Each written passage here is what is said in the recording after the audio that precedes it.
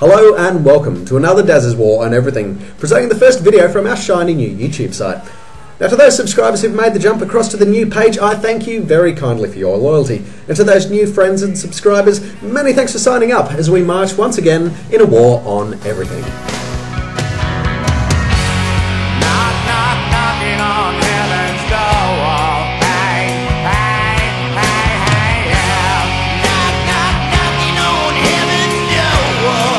We'll start this instalment with the progression of a fair and reasonable person getting ill. Let's say your nose gets a little bit stuffy, which progresses to a cough. Let's also say that you spike a fever, and then your pee becomes a lot darker than what you'd normally consider healthy. Ordinarily, if it gets any worse, you're going to take some time off work or study, go and see a doctor, and most likely be prescribed a short course of antibiotics, which you will dutifully take until the illness is over and the course is complete. That sounds pretty simple and logical, doesn't it? Well, for some people it's not.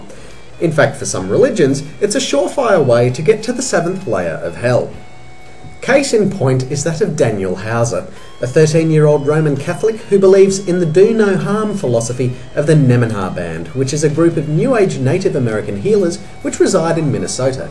Daniel has been diagnosed with Hodgkin's lymphoma, which in 90% of cases is perfectly treatable under a course of chemotherapy or perhaps radiation.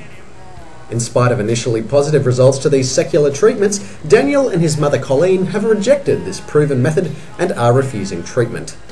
According to their lawyer, the Hausers believe that the injection of chemotherapy into Danny Hauser amounts to an assault upon his body and torture when it occurs over a long period of time.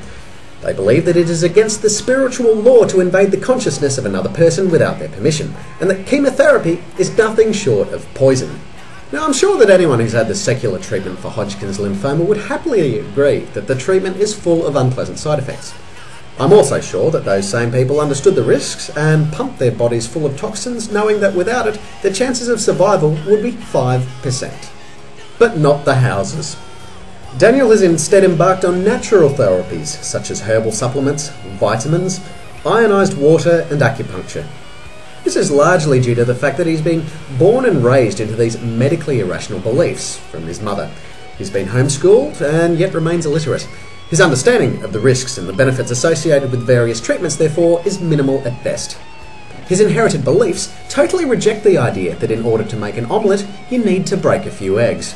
But you don't need to be an illiterate brainwashed teen to make faith-based, unsound medical decisions. 53-year-old Jose Mestre is a Jehovah's Witness who earlier in life contracted an easily treatable hemangioma, which is a sort of a facial tumour. Unfortunately, he was unable to afford treatment during the early stages, so the tumour continued to grow to the point that it would require surgery to remove. A few decades on, Jose now has a 40cm long, 5kg facial tumour which can still be operated on, but not without a blood transfusion.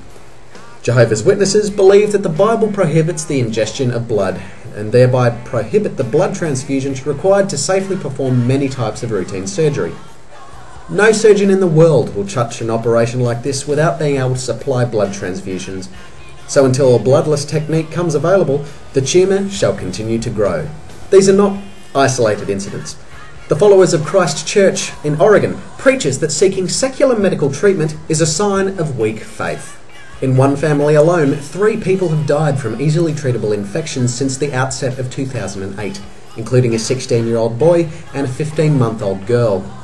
The former was particularly unpleasant as he actively chose death over secular treatment, while a urinary tract infection caused heart failure after his blood filled with urine.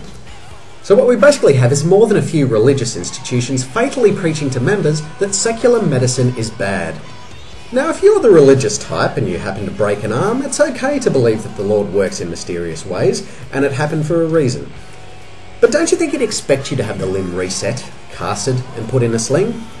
And more to the point, what if it was your child's broken arm? There's a fine line between simply inheriting your parents' religion and being brainwashed, and the associated choices of lifestyle significantly impairs the ability to accept sound medical advice at such a tender age.